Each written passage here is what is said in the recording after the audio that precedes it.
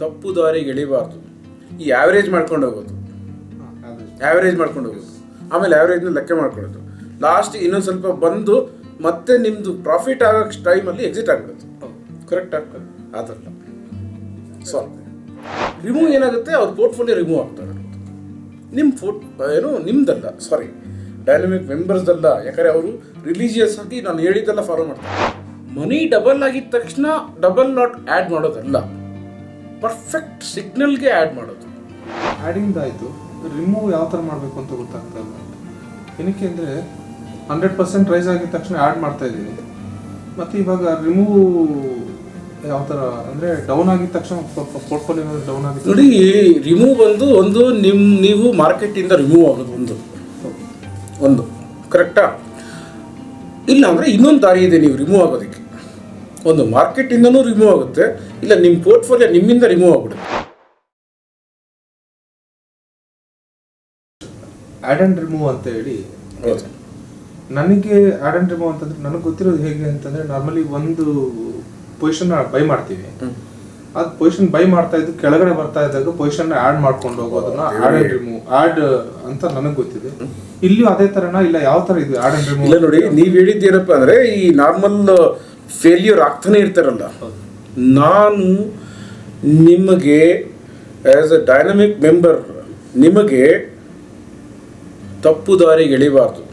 ಈ ಆ್ಯಾವ್ರೇಜ್ ಮಾಡ್ಕೊಂಡು ಹೋಗೋದು, ಆ್ಯಾವ್ರೇಜ್ ಮಾಡ್ಕೊಂಡು ಹೋಗೋದು, ಆಮೇಲೆ ಆ್ಯಾವ್ರೇಜ್ನ ಲೆಕ್ಕ ಮಾಡ್ಕೊಳ್ಳೋದು, ಲಾಸ್ಟ್ ಇನ್ನೊಂದು ಸ್ವಲ್ಪ ಬಂದು ಮತ್ತೆ ನಿಮ್ಮದು ಪ್ರಾಫಿಟ್ ಆಗೋ ಟೈಮಲ್ಲಿ ಎಕ್ಸಿಟ್ ಆಗ್ಬಿಡುತ್ತೆ. ಕರೆಕ್ಟ್ ಆಗ್ತದೆ ಅದಲ್ಲ. ಸೊ ಆ್ಯಡ್ ಆ್ಯಂಡ್ ರಿಮೂವ್ ಅಂದರೆ ನೋಡಿ, ಈಗ ಬ್ರೋಕರ್ಸ್ ಎಕ್ಸ್ಪೋಜರ್ ಕೊಡ್ತಾರೆ, ಅಲ್ಲಿ ಸುಮ್ಮನೆ ಆ್ಯಡ್ ಮಾತ್ರ ಆಗ್ತಾ ಇರುತ್ತೆ. ರಿಮೂವ್ ಏನಾಗುತ್ತೆ, ಅವ್ರ ಪೋರ್ಟ್ಫೋಲಿಯೋ ರಿಮೂವ್ ಆಗ್ತಾ ಇರುತ್ತೆ. ನಿಮ್ಮದಲ್ಲ, ಸಾರಿ, ಡೈನಮಿಕ್ ಮೆಂಬರ್ಸ್ದಲ್ಲ. ಯಾಕಂದರೆ ಅವರು ರಿಲಿಜಿಯಸ್ ಆಗಿ ನಾನು ಹೇಳಿದ್ದೆಲ್ಲ ಫಾಲೋ ಮಾಡ್ತಾರೆ.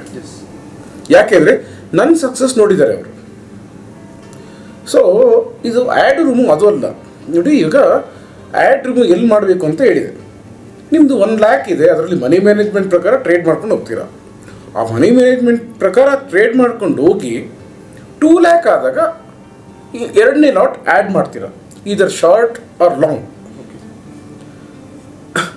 ಅಲ್ಲಿ ಇನ್ನೊಂದು ಇಂಪಾರ್ಟೆಂಟ್ ವಿಷಯ ಇದೆ. ಮನಿ ಡಬಲ್ ಆಗಿದ ತಕ್ಷಣ ಡಬಲ್ ನಾಟ್ ಆ್ಯಡ್ ಮಾಡೋದಲ್ಲ, ಪರ್ಫೆಕ್ಟ್ ಸಿಗ್ನಲ್ಗೆ ಆ್ಯಡ್ ಮಾಡೋದು. ಆ ಥರ ನೀವು ಮಾಡ್ಕೊಂಡಾಗ ನೀವು ಲೈಫ್ ಟೈಮ್ ಮಾರ್ಕೆಟಲ್ಲಿ ರಾಯಲ್ ಪರ್ಸನ್ ಆಗಿ ನಿಮ್ಮ ಡ್ರೀಮ್ ಏನಿದೆಯೋ, ಲೈಫ್ ಟೈಮ್ ಡ್ರೀಮ್, ಅದೆಲ್ಲ ಫುಲ್ಫಿಲ್ ಆಗಿ ಆರಾಮಾಗಿ ಒಳ್ಳೆ ರಾಯಲ್ ರಿಟೈರ್ಮೆಂಟ್ ತಗೊಳ್ಳೋ ಚಾನ್ಸಸ್ ಇದೆ. ಈ ಒಂದು ತಪ್ಪಾಗೋದು, ದುಡ್ಡು ಡಬಲ್ ಆಗೋಯ್ತಾರೆ, ಆ್ಯಡ್ ಮಾಡಬೇಕಲ್ಲ, ಅದು ಅವ್ರು ಹೇಳಿದಾರಲ್ಲ, ಅದು ಮಾಡಬಾರ್ದು. ಡಬಲ್ ಆದ್ರೂ ದಿ ಫಸ್ಟ್ ಎಂಟ್ರಿ ಅಂತ ಸಿಚುವೇಶನ್ ಇರುತ್ತಲ್ಲ, ಅಂಥ ಎಂಟ್ರಿಲಿ ಆ್ಯಡ್ ಮಾಡಬೇಕು. ಎಲ್ಲಂದ್ರಲ್ಲಿ ಆ್ಯಡ್ ಮಾಡಬಾರ್ದು. ದುಡ್ಡು ಬಂದ್ಬಿಡ್ತಾರೆ ಆ್ಯಡ್ ಮಾಡೋದು ಅರ್ಜೆನ್ಸಿ. ಪೇಷನ್ಸ್ ಇರಬೇಕು. ಯಾಕಂದರೆ ಪೇಷನ್ಸ್ ಇರೋರು ಮಾತ್ರನೇ ಟ್ರೇಡಿಂಗಲ್ಲಿ ಸಕ್ಸಸ್ ಆಗೋದು. ಇಂಪೇಷನ್ಸ್ ಟ್ರೇಡರ್ಸ್ ಯಾರೂ ಸಕ್ಸಸ್ ಆಗಲ್ಲ. ಇವನ್ ದೋ ನೀವು ಡೈನಮಿಕ್ ಮೆಂಬರ್ ಆಗಿದ್ರು, ನಿಮಗೆ ಆ ಪೇಷನ್ಸ್ ಅನ್ನೋದಿಲ್ಲ ಅಂದರೆ ಸಕ್ಸಸ್ ಆಗಲ್ಲ. ಯಾಕಂದರೆ ಒಂದು ಸತಿ ಡ್ಯಾಮೇಜ್ ಆದರೆ ಅದು ಸುಧಾರಿಸ್ಕೊಳ್ಳೋಕ್ಕೆ 6 ತಿಂಗಳು ಬೇಕು ನಿಮಗೆ. ಬಟ್ ಡ್ಯಾಮೇಜ್ ಮಾಡ್ಕೋಬೇಡಿ. ಆ್ಯಡ್ ರಿಮೂವ್ ನೀವು ಅಮೌಂಟ್ ನಿಮ್ಮ ಪೋರ್ಟ್ಫೋಲಿಯೋ ಡಬಲ್ ಆಗಿದ ತಕ್ಷಣ ಆ್ಯಡ್ ರಿಮೂವ್ ಮಾಡೋದಲ್ಲ.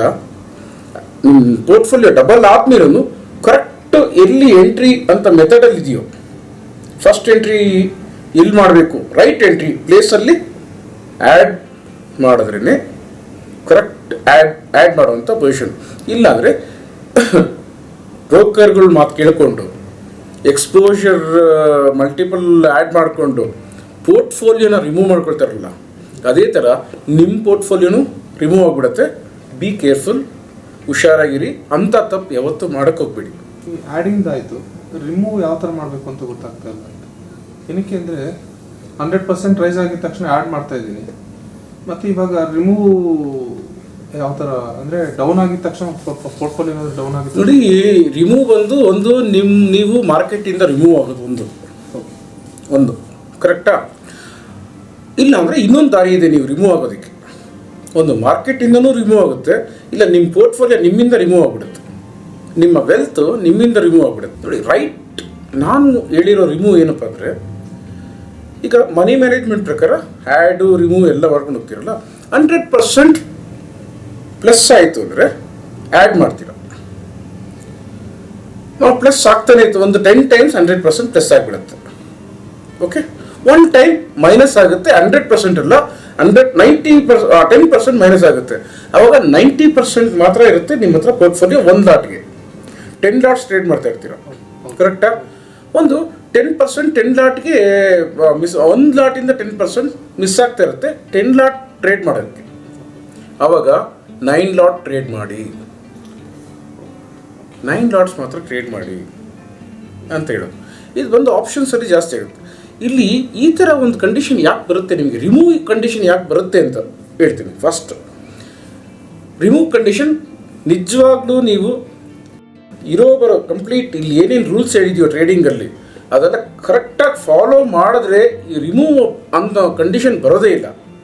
ರಿಮೂವ್ ಮಾಡೋ ಕಂಡೀಷನ್ ಯಾವಾಗ ಅಂದರೆ ನೀವು ಅಕ್ಕಪಕ್ಕ ಕಿವಿ ಕೊಡ್ತಿರಲ್ಲ, ಮತ್ತು ಆ ಫೇಲ್ಯೂರ್ 95% 98% ಫೇಲ್ಯೂರ್ ಟ್ರೇಡರ್ ಜೊತೆ ಸವಾಸ ಮಾಡಿದ್ರೆ ಅಟ್ಲೀಸ್ಟ್ ವರ್ಷದಲ್ಲಿ ಒಂದೇ 2 ನಿಮಿಷ ಬ್ರೋಕರ್ದ ಅಡ್ವೈಸು ಇರ್ಬೋದೇನೋ ಅಂತ ಒಂದು ಫೀಲ್ ನಿಮ್ಗಾಯ್ತು, 2 ನಿಮಿಷ ಫೀಲ್ ಆಯಿತು ಅಂದರೆ ನಿಮ್ಮ ಪೋರ್ಟ್ಫೋಲಿಯೋ ಡೌನ್ ಆಗ್ತಾ ಹೋಗುತ್ತೆ. ನೀವು ಹೇಳಿದ ಥರನೇ ಟ್ರೇಡ್ ಮಾಡ್ತಾ ಇದ್ರು ನೀವು ನೀವೇ ಮಾಡಿಬಿಡ್ತೀರ ಆಟೋಮೆಟಿಕ್ಕಾಗಿ, ಭಯ ಬಂದ್ಬಿಟ್ಟು. ಇಲ್ಲಾಂದರೆ dynamic system, dynamic live use ಮಾಡುವಾಗ ರಿಮೂವ್ ಮಾಡೋ ಅವಶ್ಯಕತೆನೇ ಇಲ್ಲ. ಇನ್ನೊಂದು ಇಂಪಾರ್ಟೆಂಟ್ ವಿಷಯ ಏನಪ್ಪ ಅಂದರೆ, ನೀವು ಕಂಪ್ಲೀಟಾಗಿ ಕಲಿದೆ, ಈವನ್ ಅಷ್ಟು ವಿಡಿಯೋ ಟ್ರೈನಿಂಗ್ ಏನಕ್ಕೆ ನಿಮಗೆ ಪ್ರೊವೈಡ್ ಮಾಡ್ತಾ ಇರೋದಂದರೆ ಎಲ್ಲ ಟೈಮು ನೋಡಿ ತಿಳ್ಕೋಬೇಕು ಅಂತ. ಬರೀ ಡೈರೆಕ್ಟ್ ಟ್ರೈನಿಂಗ್ ಅಂದರೆ 1 day 2 days ಇರುತ್ತೆ, ಒಂದು ಫ್ಯೂ ಡೇಸ್ ಆದಮೇಲೆ ಮರ್ತೋಗೋ ಚಾನ್ಸಸ್ ಇರುತ್ತೆ ಸಮ್ ಪಾಯಿಂಟ್ಸ್. ಇದನ್ನು ರೆಗ್ಯುಲರ್ ಆಗಿ ನೀವು ನೋಡ್ತಾ ಇದ್ದರೆ ಏನಾಗುತ್ತೆ, ನಿಮಗೆ ಮೈಂಡಲ್ಲಿ ಪ್ರೋಗ್ರಾಮ್ ಆಗ್ಬಿಡುತ್ತೆ. ಅದಕ್ಕೆ ಎಗೇನ್ಸ್ಟ್ ನೀವು ಯಾವಾಗ ಹೋಗ್ತಿರೋ ಆವಾಗ ಮಾತ್ರ ರಿಮೂವ್. ಒಂದು ಇಲ್ಲ, ಇದನ್ನು ಕರೆಕ್ಟಾಗಿ ಅರ್ಥ ಮಾಡ್ಕೊಳಕ್ಕಾಗದೆ, ಕಲಿಯೋಕ್ಕೆ ಟೈಮ್ ಇಲ್ಲದೆ, ತಿಳ್ಕೊಳ್ಳೋಕ್ಕೆ ಬೇಜಾರಾಗಿ ಮಾಡಿದ್ರೆ ರಿಮೂವ್ ಆಗ್ತಾನೆ ಇರುತ್ತೆ, ಆ್ಯಡ್ ಆಗ್ತಾ ಇರಲಿಲ್ಲ. ಹುಷಾರಾಗಿ ಕರೆಕ್ಟಾಗಿ ಹೆಂಗೆ ಪ್ರೊಸೀಜರ್ ಹೋಗಬೇಕು ಹಂಗೆ ಹೋಗಿ. ಒಂದು ಪರ್ಸನ್ಗೆ ಒಂದು ಪರ್ಟಿಕ್ಯುಲರ್ ಸ್ಟಾಕ್ ಆಗಲಿ, ಕಮೋಡಿಟಿ ಆಗಲಿ, ಕರೆನ್ಸಿ ಆಗಲಿ ಒಂದು ಲಿಮಿಟೇಷನ್ ಕೊಟ್ಟಿರ್ತಾರೆ, ಇಷ್ಟೇ ಇನ್ವೆಸ್ಟ್ ಮಾಡಿ ಇಷ್ಟೇ ಟ್ರೇಡ್ ಮಾಡಬೇಕು ಅಂತ. ಇವಾಗ ಫಾರ್ ಎಕ್ಸಾಂಪಲ್ ಎಕ್ಸ್ಚೇಂಜು ಇಲ್ಲ ಸೆಬಿ ಇಲ್ಲ FMC ಇಲ್ಲ ಇನ್ನೊಂದು, ಅವ್ರು ಲಿಮಿಟೇಷನ್ ಕ್ರಾಸ್ ಮಾಡೋಕ್ಕೆ ಹೋದರೆ ನನ್ನ ಹತ್ರ 1000 ಕೋಟಿ ಇದೆ, ನಾನು ಬರೀ ಈ ಒಂದು ಪರ್ಟಿಕ್ಯುಲರ್ ಸ್ಟಾಕಲ್ಲಿ ಟ್ರೇಡ್ ಮಾಡಬೇಕಂದ್ರೆ ಅಷ್ಟು ಶೇರ್ಸೇ ಇರಲ್ಲ ಆ ಕಂಪನಿಲಿ, ಹೆಂಗೆ ಟ್ರೇಡ್ ಮಾಡೋಕ್ಕಾಗುತ್ತೆ?